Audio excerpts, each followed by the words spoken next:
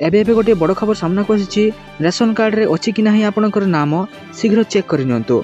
तो भारत एपरी एक देश जोठारे एबे भी लोक मैंने दिन को 2 ओली खाइबा पाऊना। भारत सरकार यही अभावी लोक साहाय्य करती।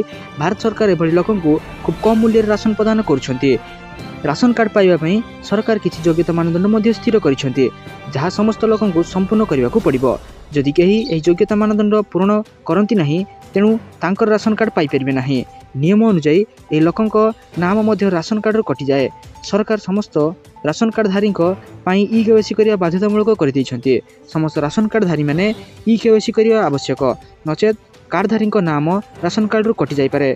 एथिपाई सरकार डिसेम्बर 31, 2024 को शेष तारीख भाव में स्थिर कर सरकार यही समय सीमा को 2 थर बढ़ाई सारी। वर्तमान जो मैंने 30 डिसेम्बर सुधा सेमानकर ई केवाईसी करना सेमानक नाम राशन कार्ड रू हटि जाइपारे।